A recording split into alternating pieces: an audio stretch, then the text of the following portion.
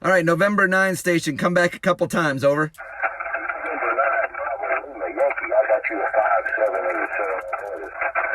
So 3 X-ray November Sierra. QSL, we have you 5-8 here in the Central Ontario today. Good morning. It is a beautiful, beautiful morning in Northwest Ohio. Cool and crisp. Perfect opportunity to activate a park. I am at Oxbow Lake. A lot of grasslands, natural grasses, things like that. Also, let's see. All right, November best angle is over here. A lot of woods as well. There's also a lake that way, hence Oxbow Lake, and that is over there, and I will show you that a little bit later on. But there's a spot out there that I'm a little interested in maybe setting up to activate, but I want to ask your guys' opinion on it, so we'll get to that in a minute. So let's go ahead and get set up here. I'm going to set up out here in this grassland, run it into the Jeep, and get on the air. All right, this is 10-foot whip that I have connected to a home-brewed vertical. I'd like to thank Whiskey Zero Bravo November Charlie, Bob. He sent me the plans for this PVC pipe and some steel wire just wrapped around. Works great. I love verticals for that reason, although I must admit I hate radials.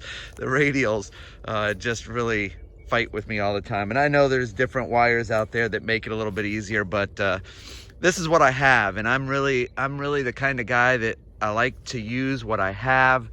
You know, if it's around and it's in my garage and I can put it together and get on the air, it's more about getting on the air than it is about having the greatest, you know, an extra 1 dB. I don't care. I'll just use what I've got, and you know what, for POTA, I'm making contacts, so I'll use what I've got. From there, I just run into an RG58, I think it's an RG58X cable, and then that runs back up into my Jeep. And honestly, once I shut this door, and then I just run this right up into this crack right here so it doesn't squish the coax, shut that down, and I'm good to go. And I set it up the same way every time. All right, and then I have got a small nano VNA just to kind of check everything. But 7.22, I'm at 1.03 to 1. So I will take that all day. 48.8 ohms. Yeah, I'll take that all day. And that will give me, there's 7.35, and that's still under 1.5 to 1. And I'm only doing phone, but 7.1, I'm at 1.3. So I'm gonna take that all day. Love the Nano VNA, cheap little thing, and it's great for the field. It's small, it's easy to pack out, and so I use it. So I am going to start on 40 meters, get this plugged in, and when I say I set up the same way every time, I mean I set up the same way every time. My coax has a black end and a red end, and the red end always goes into the radio. Why? Because I set it up the same way every time.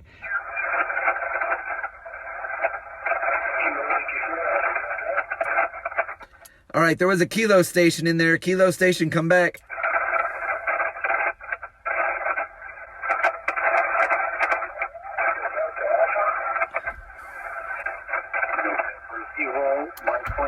All right, I got 40-ish, 41 contacts here on 40 meters. I tell you what, it's rough today. A lot of lightning crashes. Talked to one of the guys in Missouri, and he said there's a lot of lightning between us. And man, I'm hearing it.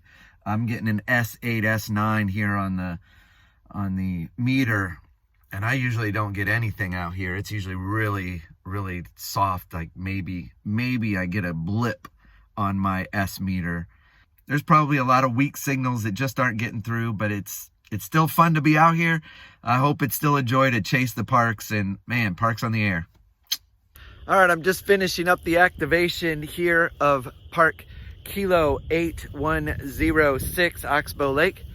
And it always amazes me that something like that can reach so far. Talked to somebody from Russia today, but even more exciting was Sweden. Some of you may know, my wife and I, my family actually lived in Sweden for a few months, about a half a year, and still make regular trips back there. So it was nice to be able to use a little bit of Swedish on the air.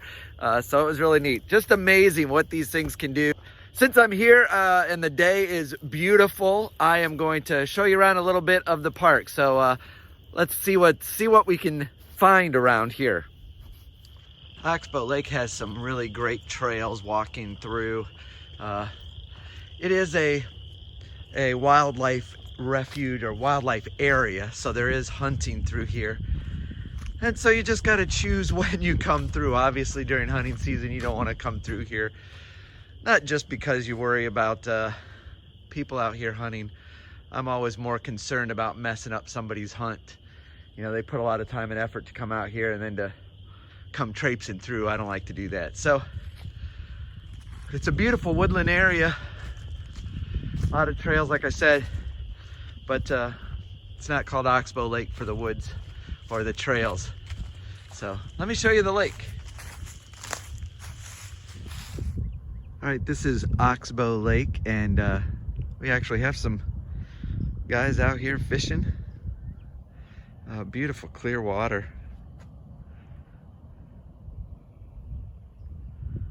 And it goes all the way out and around that bend. So I was interested in that finger projection that goes out into Oxbow Lake. It's a peninsula. There's also one on the other side. Usually I activate up there on the top of this bank, either over in this parking area over there or back in that area. It gives me a little bit of height, maybe 30 or 40 feet. But I always heard there's an advantage to have water, salt water specifically. But just curious, I've always wanted to set up on the end of that and see what I could see if the contacts got better reception or if I got out better.